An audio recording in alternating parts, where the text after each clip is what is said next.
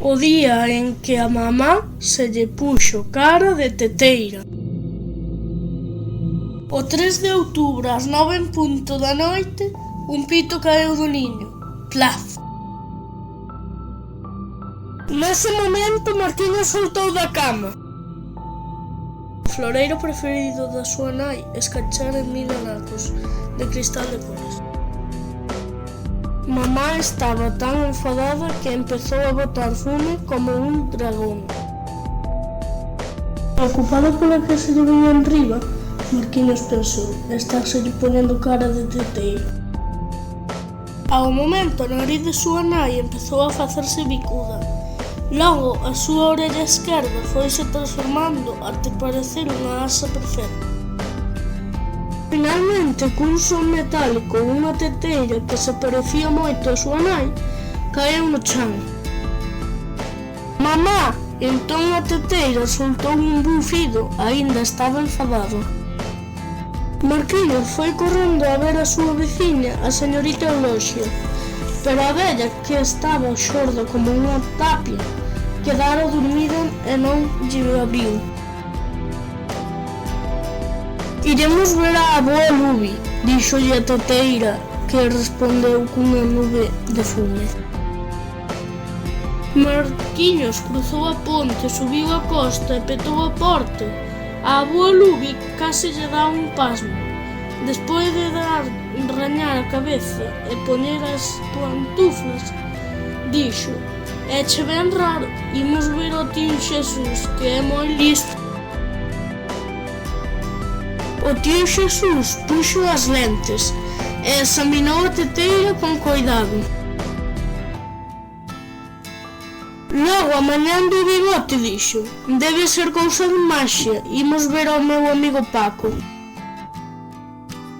Marquiños, a avoa Lubi, o tío Xesús e a teteira montaron nos 600 e subiron ao máis alto do barrio para ver o amigo Paco, que traballaba na catedral e sabía moito dos segredos antigos.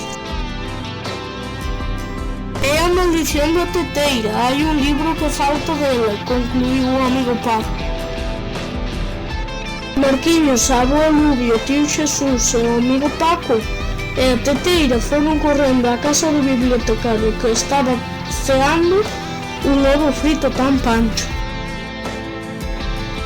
"Non teño ese libro, creo que o ten o meu maestre, o señor Ignacio", dixo o bibliotecario, mirando de esguello a teteira.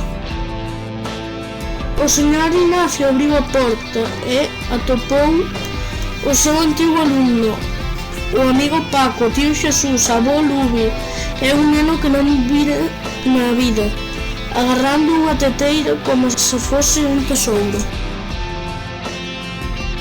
"Deixeino na casa da miña moza e se señorita Euloxia", desculpouse o señor Ignacio.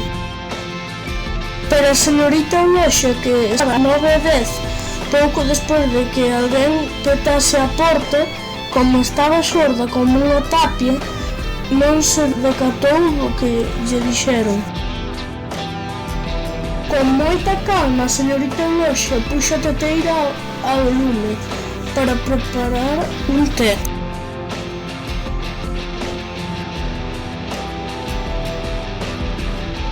"Non!", berraron todos. "Non!", berrou Marquiños saltando da cama. Era as 9:00 e acababa de ter un pesadelo. Saíu ao cuarto medio adormiñado e tropezou coa mesilla onde estaba o floreiro preferido da nai, que acabou escachando en 1000 anacos de cristal de cores. Ao sentir o ruído, mamá apareceu polo corredor, botando fume como un dragón e berrou: "Marquiños!" E aquí rompeu unha taza e cada quen para a súa casa.